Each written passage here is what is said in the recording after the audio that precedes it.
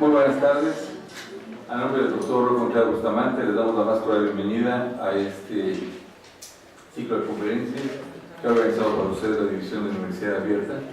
Y el día de hoy contamos con la participación del doctor Rubén Cárdenas Ríos.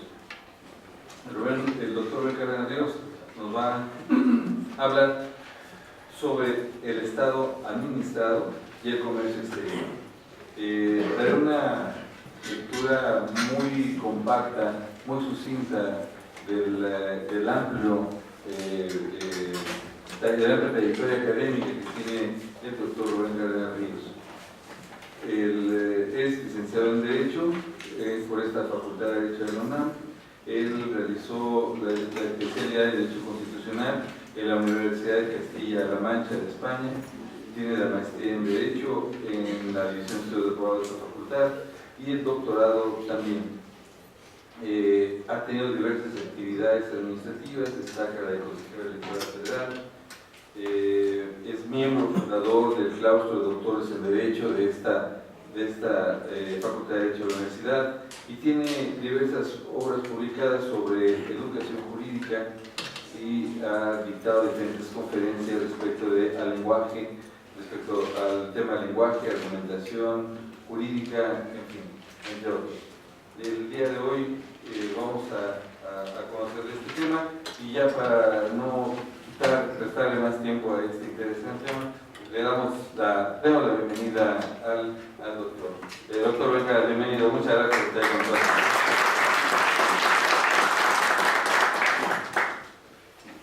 Bien, muchas gracias por su presencia. La unidad de análisis que vamos a comentarles se refiere precisamente a la cuestión del Estado administrado y el comercio exterior. Para ello, quisiera comentarles que se fundamenta esta ponencia en varias teorías. Una de ellas es del doctor Romero, que publica su proyecto en un pequeño documento de comercio exterior. También está fundamentado en la teoría de Keynes, de Manuel Castells, sobre la cuestión de entender la situación del poder y sobre todo la propuesta y la trayectoria de la Organización de las Naciones Unidas después de la Segunda Guerra Mundial. Y esto me permite hacerles una pequeña semblanza de lo que ha sido precisamente uno de los actos que en primer término nadie lo veía como importante, pero pues fue surgiendo, se fue dando efectivamente. Sobre todo lo limito un poco dentro de lo que fue la Edad Media, y para ello quisiera mostrarles algunas láminas para ir trabajando esta cuestión. Bien, yo creo que vamos a prescindir un poquito del audio y vamos a ir señalando en primer término el contenido de este diálogo, porque pretendo contestar, no importa si no he terminado. Yo creo que no es irreverencia, sino lo más importante es que ojalá pudieran cuestionar sobre este tipo de contenidos. El primero es la presencia de los burgos, villas y los feudos. Esta situación nos lleva primero a entender que dentro de la estructura de lo que se llama el poder de la Edad Media va surgiendo una serie de asentamientos que implica la situación de esos comerciantes que llevan en primer término sus productos a los feudos, y para ello se estructuran las famosas ferias. Hay unas maravillosas que nos narra la historia de Francia, ¿verdad? Eran las ferias del champán, en donde se llevan cosas verdaderamente interesantes desde el lejano oriente, lo que mismo se producía precisamente en el mundo conocido hasta ese momento. Y estas personas que se dedican precisamente a la cuestión del comercio, en un momento dado mantienen un nexo con un comercio exterior, principalmente las vías más, diría yo, socorridas o las que mejor permitían este tipo de flujo, pues eran las vías marítimas.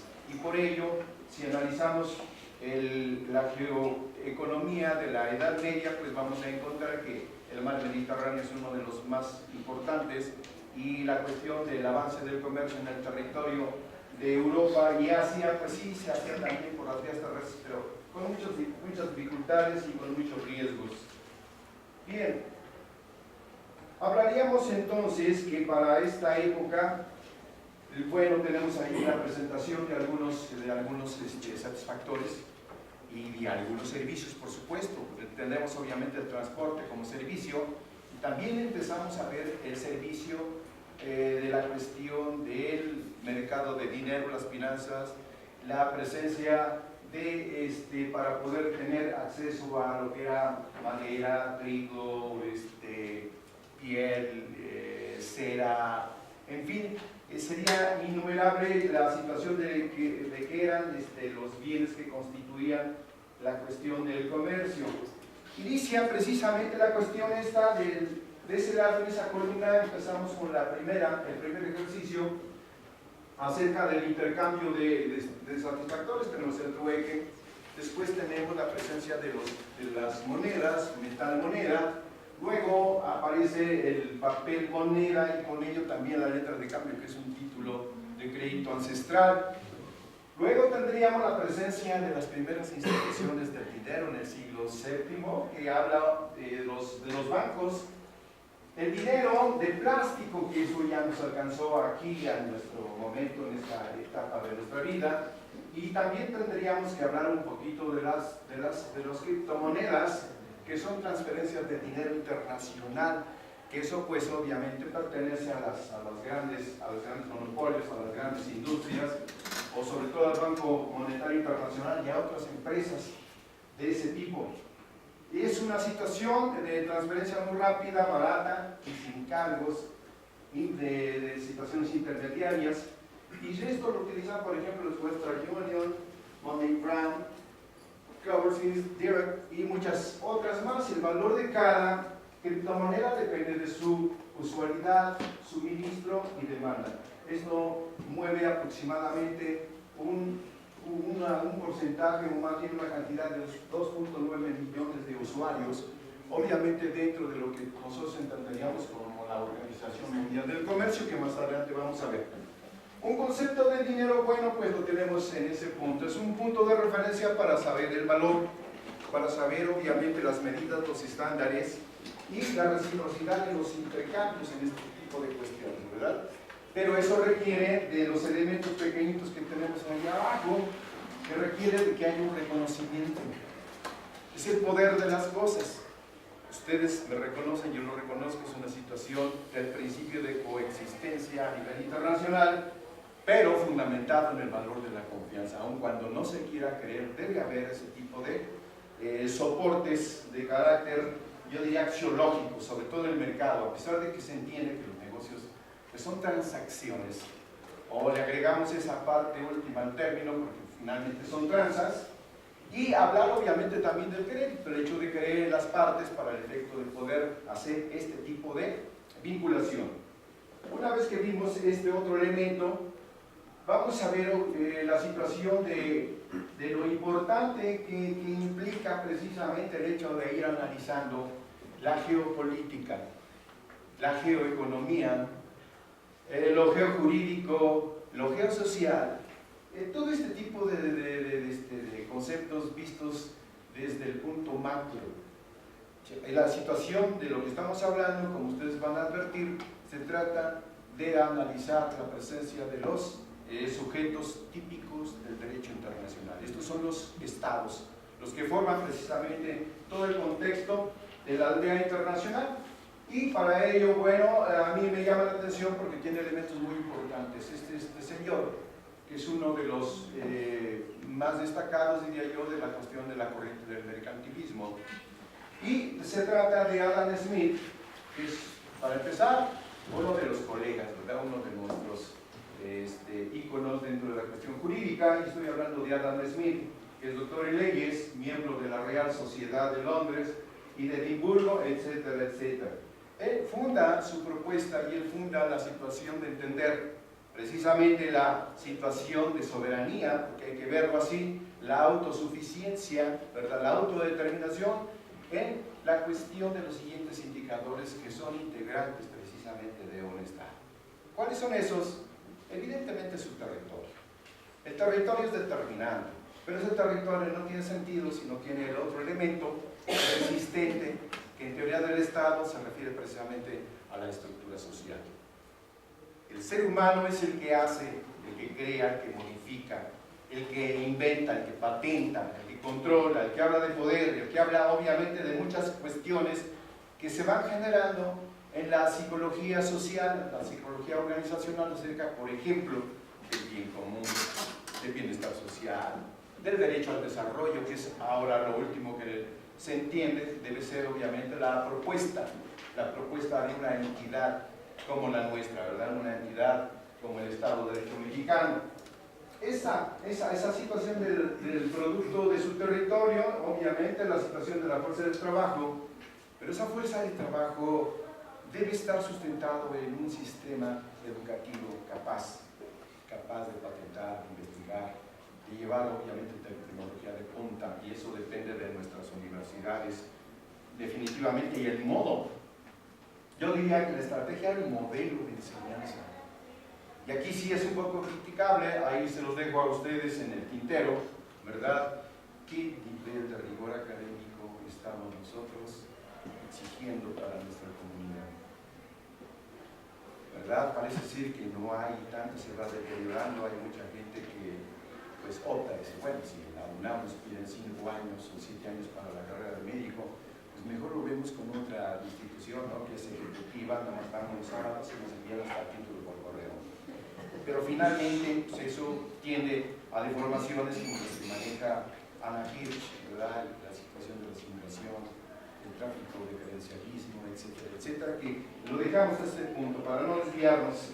Y obviamente hablar de una economía pública y una economía civil.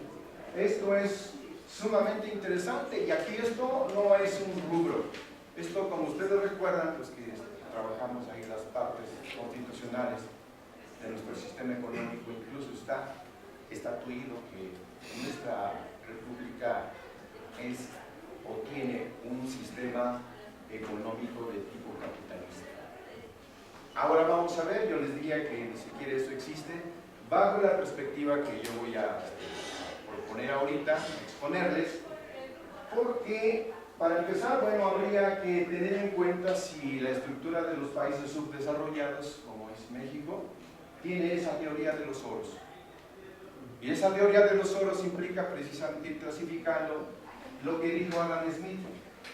Tenemos el oro azul, el agua, por supuesto, es el líquido de la vida. Tenemos el oro verde, la biodiversidad, contamos con ello. Tenemos el oro negro, pues sí lo tenemos, por favor, México es uno de los grandes potenciales en ese tipo de hidrocarburos.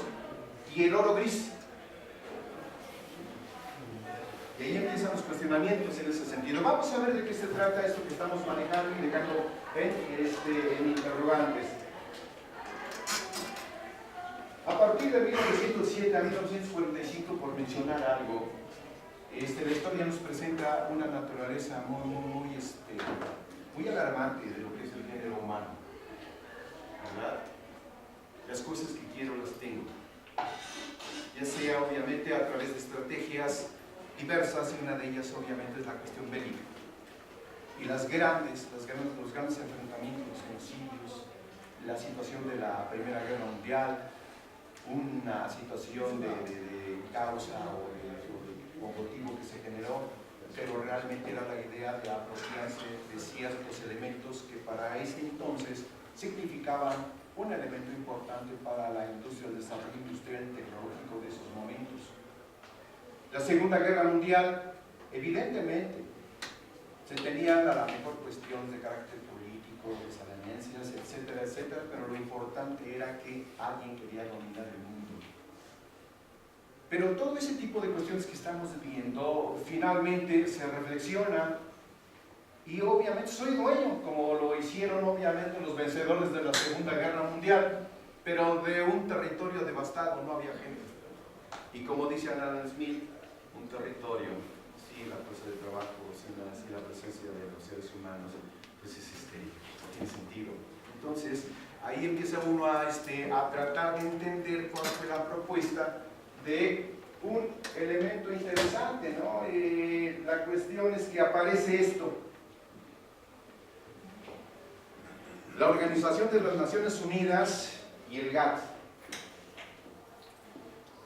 ¿Cómo es que funcionó esto? ¿De dónde salió? Y fíjense ustedes nada más la misión que presentan. Es una misión verdaderamente conmovedora y la verdad es que si tratamos de negarla, pues va a ser un esfuerzo increíble. Porque fíjense ustedes, dice que el Banco Mundial, ¿verdad?, se estructura para trabajar con los países en desarrollo con el fin de reducir la pobreza y aumentar la prosperidad compartida. Yo he de decirles a ustedes que a partir del gobierno de Miguel Alemán, Adolfo López Mateos, y hasta llegar precisamente con Salinas de Gortari y últimamente, pues ese ha sido el cambio de esto, cuando menos en este país, y lo estamos viviendo. No tenemos que irnos a otro país para probar esto. Finalmente, estamos en una de las perspectivas de las bondades de todo ese tipo de políticas. ¿Pero a cambio de qué? Pero bueno, antes de avanzar en esa situación, se genera también otra institución que es el Fondo Monetario Internacional. Y este es como la autoridad, el mediador, el gestor. Si México está endeudado, bueno, le brinda asesoría para decirle cómo es que puede precisamente destrabar, o puede otra vez volverse solvente, o cómo puede negociar la situación para poder obtener más créditos. Y aquí la magia de las cosas, ¿no? Una cuestión es que yo tenga necesidad de dineros, y otra es no prever hasta dónde estoy vendiendo mi alma a lo negativo. Y esta cuestión es lo que algunas veces yo les he señalado y he mencionado, qué ocurrió en esos momentos con esas grandes empresas, sobre todo las que expropió México, ¿verdad? Y que una vez que las tiene, pues ¿cómo las mueves? Esos son unos monstruos. ¿A qué me refiero? La expropiación petrolera, la expropiación de la Comisión Federal de Electricidad, en fin, la cuestión es que estaba precisamente la idea de este Banco Mundial, que surge obviamente la cuestión de la conferencia de Bretton Woods en 1944, y vean ustedes, por fin ahí tenemos nuevamente la situación, se pone fin a la pobreza extrema y promover la prosperidad compartida. Pero ¿quiénes son? Bueno, pues nada más que hasta la fecha, hasta a partir del último decenio del siglo XX, bueno, habían aproximadamente 189 países miembros, con personal de más de 170 países, pero todos obviamente genios. Entonces, fíjense nada más cómo se mueven los proyectos de los créditos para los países, ¿verdad?, bajo esa perspectiva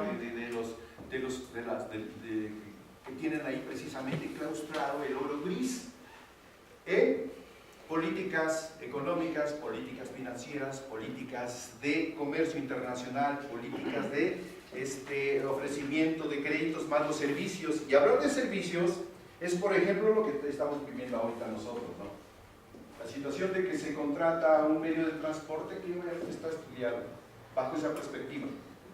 Pero viene el asesoramiento y le dicen a México qué es lo que mejor le conviene. Pero no lo construyas, no lo diseñes, nosotros te lo damos, te damos el dinero y te damos toda la tecnología y te damos obviamente las herramientas para que tú lo armes.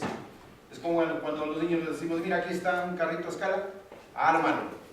Pero no puedes reproducirlo ni lo puedes obviamente tocar porque hay otro. Sistemas de seguridad para las inversiones que son los contratos de patente. Qué interesante, ¿no? Maravilloso. Entonces, ven ustedes ahora abajo en la lista las funciones que tienen estas instituciones. Las instituciones, como es el Banco Mundial, tiene obviamente el primer punto, apertura de un negocio. Son negocios a nivel de gobiernos. Manejo de permisos de construcción. Sí, si van a invertir y va a llegar aquí alguna empresa que va a hacer asiento en este lugar, pues le dan obviamente todo el asesoramiento a México para ver las zonas, las geoindustrias, ¿no? El proyecto de geoindustria, para ver dónde es viable, qué tiene que generar como infraestructura, sistemas de flujo de comunicación, sistemas de telefonía, sistemas de internet, sistemas de seguridad, sistemas de drenaje, sistemas de lo que ustedes ve precisamente los parques industriales. Ahí está, qué interesante. Manejo la obtención de electricidad, cómo van a hacer que se muevan obviamente la operación de las tecnologías que lleguen, registro de propiedades, ahí no se ve, pero obviamente lo primero es más importante es la patente.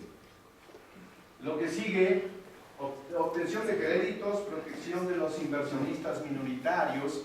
La idea es que sí, díganme ustedes quiénes son los minoritarios aquí en nuestra república. La inversión extranjera, ¿no es cierto? Porque supuestamente lo dice la ley y la Constitución, y hay una ley en particular que habla obviamente de la concesión de las inversiones. La mayor inversión debe ser obviamente de propiedad de nacionalidad mexicana. Luego, pago de impuestos, cómo se va a manejar el fisco en ese sentido, ¿verdad? Comercio transfronterizo, cumplimiento de contratos, resolución de insolvencias. ¡Qué maravilla! Y todo eso lo manejan esos 5 monstruos en los que se divide el Banco Mundial y el Fondo Monetario Internacional. Tenemos el BIR. Ustedes recuerden que el BIRF era la institución para reconstruir Europa. Y viene a la mente cuando hace presencia México. Sí, bueno, ¿por qué nada más a la gente que está devastada? Los países subdesarrollados, hasta ese momento no se había pensado en ello. Keynes dice, maravilloso, sí, perfecto. A ver, una enmienda precisamente a la estructura del instrumento jurídico del Banco Mundial para el efecto de que pueda ofrecerse precisamente una visión y una misión de crédito para los países en subdesarrollo. Y ya les mencioné México en qué sentido obtiene precisamente esos créditos. El problema es que le dan los créditos y a la postre le pregunta, ¿qué pasó con el dinero? Dice, no me digas, creo que quiere la ingeniería, ¿no es cierto? O sea, servicio. Pues sí. Y hasta la fecha, vean ustedes, por ejemplo, para la Comisión Federal de Electricidad, sigue siendo la patente de las líneas de suministro, siguen siendo las estaciones de la misma marca que existe cuando era originalmente el dueño al que se le expropió, sigue siendo obviamente las estaciones, subestaciones, las cuestiones de los famosos esos transformadores que a México le obligaron a firmar una patente. Qué interesante, ¿no? Y el oro gris de México. Siguiendo con esto, tenemos precisamente la otra situación de las otras cuatro instituciones que ya las mencionamos de alguna manera. Vamos a avanzar de los conflictos detonantes de lo que es la Segunda Guerra Mundial. Y bueno, ya lo tenemos ahí en ese sentido, y la política cómo cambia. Aquí me gustaría que ustedes vieran la situación de un artículo de un investigador donde habla de una situación sarcástica que tuvo precisamente López Portillo con uno de los titulares del Banco Mundial, porque ese señor que asumió la titularidad del Banco Mundial resulta que había sido el secretario de guerra en el conflicto con Vietnam. Tanto genocidio, tanta devastación, y luego lo ponen aquí con la finalidad de que él cumpla esa misión de llevar precisamente la prosperidad a los pueblos subdesarrollados. Y obviamente que le brota cuando él elabora su libro, dice, arrepentido estoy de todo lo que ha dejado la situación de los conflictos, en donde hay muerte, donde hay devastación, donde hay extinción casi del ser humano. Cuando realmente lo que puede hacerse es beneficiar a la gente. Pero vean ustedes cómo se beneficia a la gente, tratando de visualizar precisamente una situación de vulnerar la soberanía de los pueblos. Por eso hablo aquí de una situación interesante referente a, bueno, ahí tenemos un ejemplo de lo que este señor manejaba, ¿verdad? Y esta fue una lámina que escogí donde no hay tantos cadáveres. Y eso es lo que debe de manejarse, ¿no? Ya lo he señalado algunas veces, me encanta señalar este tipo de cuestiones. Dice el antecedente de una soberanía libre determinación de una constitución. El Reino Unido se jacta y dice y lo pregona que ancestralmente El Reino Unido siempre sustentó su poder y poder de colonización en la investigación y un proyecto de desarrollo industrial propio para garantizar su soberanía y poder ante el mundo y no permitir la venta e explotación de materias primas o concesión de su riqueza natural y poder laboral a intereses rapiñeros, extraños a los intereses de la patria, de ninguna nacionalidad, sobre todo alegando que somos analfabetas en la cuestión de el desarrollo científico y tecnológico. Eso sí es una justificación para nosotros. Ahí estamos. Esto se los pongo aquí para el efecto de que yo planteo el problema, pero yo espero la solución de estas generaciones.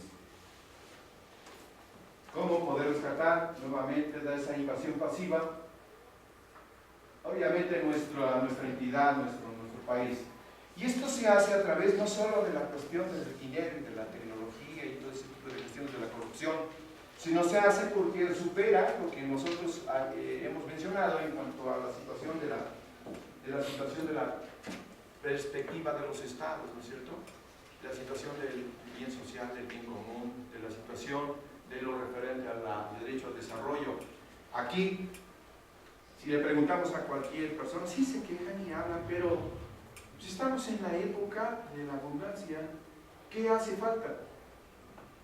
Más bien incluso que se les antoja. Chilaquiles, ahí se los hace Barcelona. O sea, hay lo que ustedes quieran. Es fundamentado en la ley del menor esfuerzo. Hay dichos ahí graves, a veces ofensivos, ¿verdad? Nomás inscríbete y no te mueras.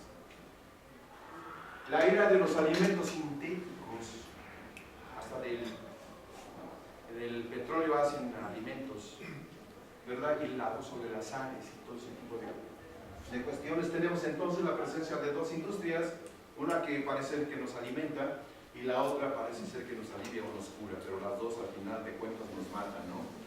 Y esto es un problema de salud pública. Nada más que tendríamos que tener contacto un poquito con la situación necesaria de las ciencias químicas para determinar si realmente las ciencias químicas son ángel o demonio. Yo creo que todas las ciencias son sagradas. Depende del nivel axiológico con que lo manejen los seres humanos. Y un ambiente peligroso, muy peligroso, de una comunidad verdaderamente aletargadora. Ausencia de crítica, bien en ese sentido. Luego tendríamos la cuestión que intento conceptual. Entonces, sobre esa situación tenemos que el Estado administrado implica que el elemento gobierno sirve a intereses de fuerzas reales del poder, imponiendo intereses extraños a los gobernados, violando la soberanía constitucional de la población, legitimando tal pseudo-política con discursos ambivalentes. ¿Verdad? Una cosa dicen y otra cosa hacen. Permitiendo la presencia de empresas e industrias con asiento, ¿verdad?, en nuestro territorio, ¿sí?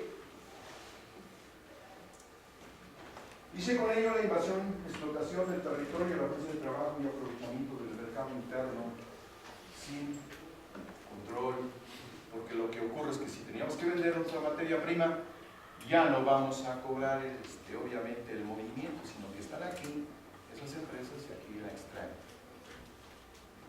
¿Cierto? Aquí está la fuerza de trabajo, bueno, también aquí la utilizan. Está aquí obviamente el mercado, también está el mercado. Entonces tenemos la gran situación, por ejemplo, aquel eslogan que salió, que somos el primer país, ¿verdad? El primer país exportador de automóviles. Tan es así que nos quieren grabar la exportación de vehículos, trailers, quieran motos y todo ese tipo de cuestiones. Entonces, se lleva nuestra materia prima y todavía tenemos que pagar para que salgan ese tipo de cuestiones. Compañeros, esto es breve con la finalidad de que a ustedes me indiquen ahora sobre qué quieren que platiquemos. Sistema educativo, la cuestión de las aduanas, qué exportamos y qué importamos, en qué consiste finalmente el comercio exterior, para qué funciona el comercio exterior en una situación como la que tenemos, si ya tenemos todo.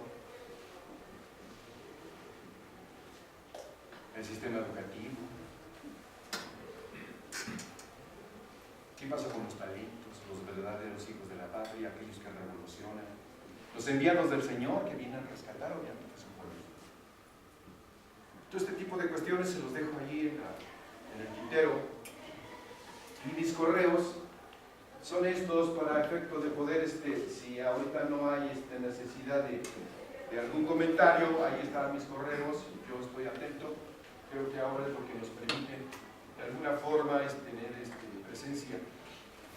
Yo diría que consolidar esta comunidad universitaria que tiene un compromiso magno. La soberanía alimentaria.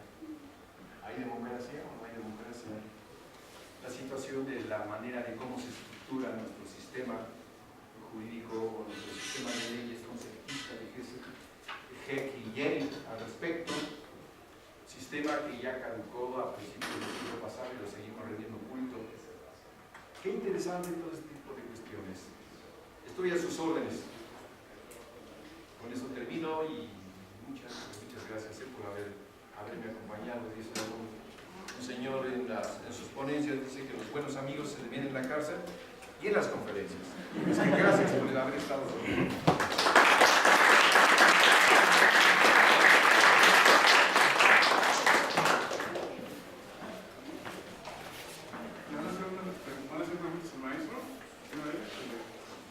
¿Alguna pregunta? Sí, por favor. Yo quería preguntarle si tenía 5 minutos para platicarme más sobre el sistema educativo en México y esto del aletargamiento. Creo que también tiene que ver mucho con los genios que podamos tener y que también ellos tienen que salir del país para poder ser tomado en cuenta cuando podríamos emplear ese potencial aquí en México y pues utilizarlo para las patentes. Esta poca inversión en la educación y lo poco que nos preocupa en nosotros crear patentes o sistemas educativos eficientes. Por supuesto. Soy profesional en la cuestión de las ciencias de la educación, soy profesor de educación básica, egresado de normal, trabajando en las prepas, a niveles de licenciatura, especialidades, maestrías y doctorado. Lo único que me falta trabajar es en lectura, y me agradaría muchísimo estar que ustedes saben, tan pequeñito. Pero tenemos la respuesta con infinidad de autores. A mí me gusta mucho esto de Gastón Bachelard y de Bloom. Vean ustedes cómo pudiera ser un sistema educativo en este sentido y sobre todo la cuestión de la detección de talentos. Esa detección de talentos no se hace en estos niveles, se hace desde educación básica. Y ya no les aplican exámenes de ningún tipo, ni de PISA, ni de Ceneval, porque no puede evaluarse la cuestión de los talentos. Si tiene 1, 2, 3, 4, o es un superdotado, pues definitivamente tiene una situación de apreciación y valoración subjetiva, le llamamos en ese sentido no objetiva, porque la objetiva es te hago un reactivo y me contestas, ¿cierto? El otro no, seguramente lo está probado precisamente por las corrientes psicométricas de que un genio reprueba un examen de docente. Por ejemplo, muchos de ellos se quedan ahí pensando, a ver, dime por favor cuál es obviamente la situación. Bueno, explícame por qué toda base elevada a la cero potencia es igual a la unidad. Y el genio se queda, pues puedo hacerlo por autorización, puedo hacerlo obviamente por este otro medio. ¿Qué pasó? Reprobado. No es cierto, es que dentro de esa mente hay infinidad de respuestas, análisis, proyectos, nuevos algoritmos, nuevas lógicas. Todo ese tipo de cuestiones pasan en un cerebro conectado. Y luego la otra situación es que efectivamente Bloom maneja esta situación. Como ustedes podrán ver, nosotros tenemos aquí, lejos de tener una educación integral, tenemos una educación disonante, porque solo trabajamos en la cuestión disciplinaria. Pero en la cuestión disciplinaria, en nuestros programas no tenemos lo otro, que es el desarrollo psicomotor. Lo que piensas lo haces. Y si ocurre eso, tendríamos la situación del fenómeno de estar dándole alas a un ser verdaderamente letal. Entonces hay que generar el tercer campo. Arriba están los campos. El primero es cognitivo, el segundo es psicomotor y el tercero es emocional. El primero es de un psicólogo, aquí, el otro es Lansdale y el otro es Kraftwerk. Por ejemplo, para nosotros, ¿cómo aprendemos las cuestiones de la equidad y la justicia? La pertenencia, la responsabilidad, la fidelidad. Pudiésemos tener toda la cultura filosófica de lo que es deontología y axiología jurídica, pero una cosa es tener información y otra cosa es tener los niveles de vida para adquirir esa habilidad o competencia llamada de semiótica jurídica. Tú te pones frente a la sociedad o frente a tu cliente o frente a tu gobernador y estás precisamente percibiendo qué es lo que quiere, sin que te comente. Tiene otras formas de comunicación, pero eso en ese nivel, y se evalúan como si fueran las mismas matemáticas o derecho constitucional, esos tres. A eso se le llama educación integral, holística o molar. Y esos programas deben de generarse, como ocurre en Francia, en un apartado de la situación de la Constitución que habla de los verdaderos hijos de la patria, aquellos enviados del Señor que vendrán a rescatar su pueblo, aquellos que revolucionan, patentan, tienen mente disertiva, o sea, buscan alternativas en todos los sentidos. Y como ustedes pueden advertir, el ser humano es prodigio, es Dios. Porque todo lo que ven aquí primero pasa por esto. Y ahí lo tiene, ¿verdad? Aquí lo manejo en 5 niveles. Hay uno, por ejemplo, para que podamos entender un poquito esto, sería la cuestión de la mnemotecnia, que se maneja en la memoria, la formación de conceptos, aplicación de principios, solución de problemas y la parte de los dotados, que es precisamente crear. Y el ser humano crea. Por eso alguien decía que el derecho, además de ser una disciplina, es un arte. Hay piezas que se generan verdaderamente hermosas, sobre todo porque van a darle, obviamente, a la sociedad o a los individuos esa esperanza que implica el verbo divino de dictar una decisión jurídica. Esto es precisamente la cuestión de la enseñanza del derecho. Y otra pequeña, bueno, más bien era como duda hacia ustedes. En el nuevo sistema, y bueno, lo comento porque yo tengo una pequeña, en Kinder están implementando desde ese nivel talleres, si así se le puede llamar, clubs, la reforma educativa.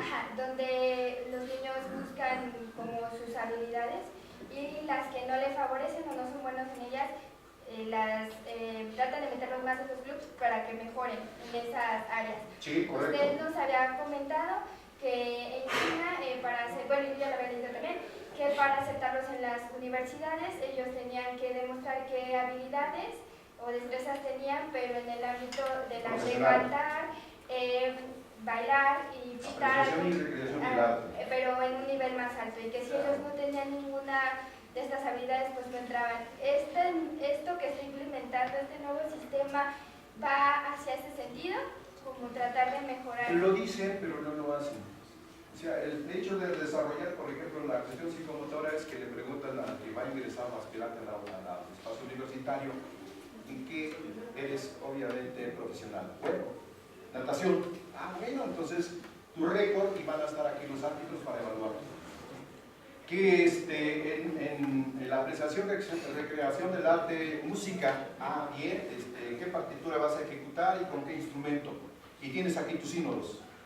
Ese tipo de cuestiones de integración habrá que agregarle otro más, otra columna ya más del aprendizaje de idiomas. ¿Por qué? Porque ese tipo de personajes de nivel universitario ya agotaron el discurso en español. Y si es medicina, bueno, pues entonces hay que irse a los orígenes precisamente de esa disciplina. Si es derecho, tenemos varios, ¿no? Principalmente italiano, con el surgimiento de la Universidad de Bolonia en el siglo XI, Alemania, el common law, todo lo que generó precisamente el Kingdom, ¿verdad? Para ver los principios del debido proceso. Y bien comparado versus con el principio de la cuestión de la Santísima Inquisición, ¿cierto? Entonces habrá que ver esas instituciones, cómo es que están y cómo es que resuelven los problemas, como decía Ross, realismo social. Y luego la eficacia. ¿Y es legítimo? Hay tantas cosas que discutir sobre esto. Y el de un atleta, les comento, no son aquellas gentes que llegan a un momento de que ya su cuerpo está infestado de calambres, pero él sigue. No lo para nadie. ¿Por qué? Porque toda la materia que tiene este tipo de perfil es más cerebro, más voluntad, más decisión, más objetivos. Por eso nuestros jóvenes de esta época se les mete tanta la cuestión del sexo y la violencia, elementos reptilianos que responden fácilmente a ello, y por eso hay embarazos, por eso hay violencia, por ello hay una serie de renuncias, de deserción a la cuestión educativa. Hay que tenerlos totalmente ocupados en ese tipo de cuestiones. Y todo eso, la música y la cuestión del deporte, permiten que un ser humano tenga mejores opciones de aprendizaje. Hay más todavía. Sí. Profe, una pregunta sobre el oro gris. Ya. ¿Cuál sería el punto para retener los talentos que sí los hay en México, dado la situación de Lo escucho, que hoy está debate, ¿verdad? Hay quien dice que sí, hay quien dice que no, y está a discusión. ¿Cuánto debe de ganar un talento, un generador de patentes que anda alrededor de 60, 70 mil pesos mensuales? Y el Congreso hoy plantea un tabulador para los salarios de los funcionarios públicos que hablan de alrededor de 108 mil pesos, que son alrededor de $5,000, ¿no? Poco más de $5,000, o 60 mil, 50 mil pesos, pues apenas son $3,000, ¿no? Pues ¿cómo retener a esos talentos? Claro. Para retener el oro gris, poderlo aprovechar Los talentos. y resolverlo, ¿no? Un ejemplo es tocar algunos informes de los trabajos de los Task Force Comprehensive que nos reportan efectivamente cuánto invierte Estados Unidos en la cuestión de la investigación. China, por ejemplo. Y así iríamos viendo y compararíamos con México cuánto es lo que invierte precisamente para la formación de sus recursos de alto nivel, de alto desempeño, de capacitación súper especializada. Entonces, ahí se requiere realmente una inversión necesaria, que no la tenemos en México. Y no se tiene por una situación de política educativa. Usted sería el enemigo número 1 del sistema. ¿Por qué? Porque estarían en peligro de retrasar muchas cosas. Gracias, profesor. Yo considero que tenemos oro gris aquí.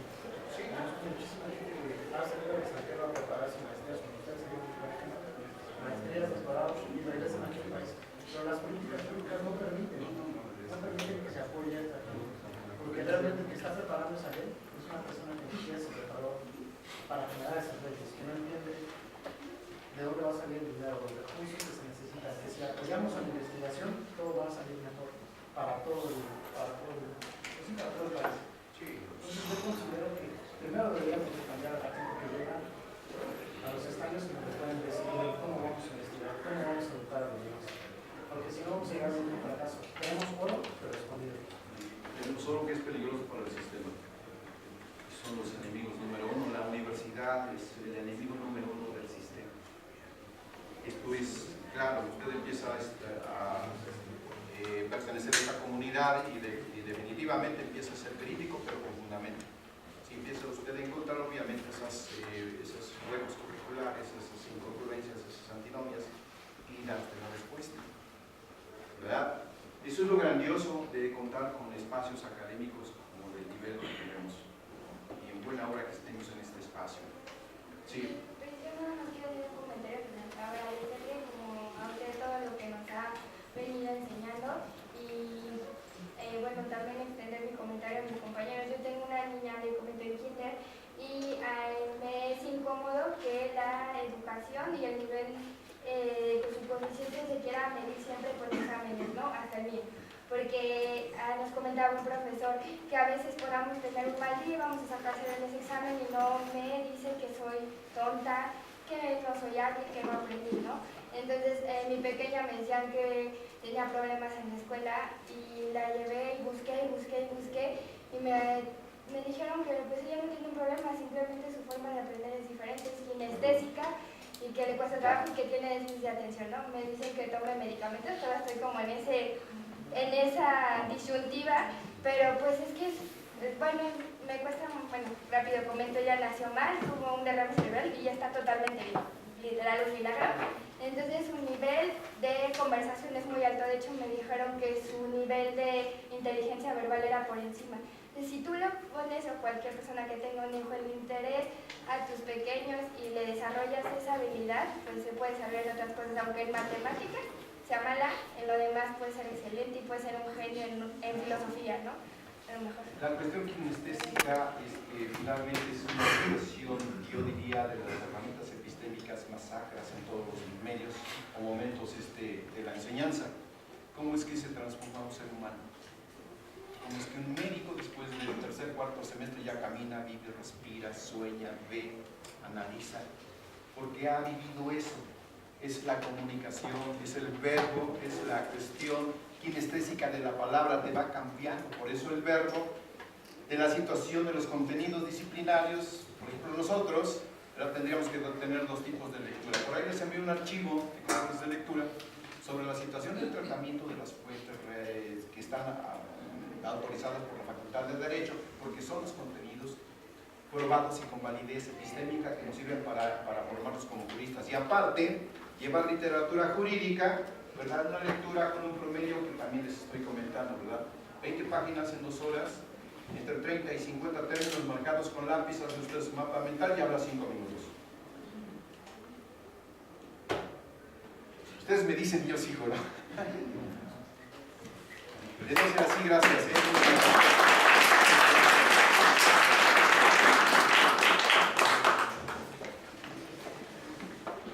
Pues indudablemente que son temas que apasionan y que parecieran ser nada ilustrativos, pero en realidad tienen mucha profundidad en ese conocimiento.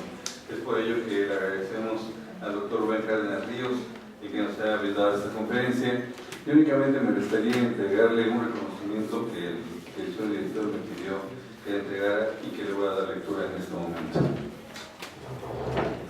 La Facultad de Derecho otorga y presenta el reconocimiento al doctor Rubén Cárdenas Ríos por su destacada participación como ponente en la conferencia El Estado Administrado y el Comercio Exterior, disertada el 10 de noviembre de 2018 en la Universidad Isidro Fabela de la Facultad de Derecho, por mirar sobre el espíritu, Ciudad Universitaria, Ciudad de México, noviembre de 2018, firma doctor Rocco Andrés Bustamante, director de la Facultad de Derecho. Maestro, muchas gracias, maestro.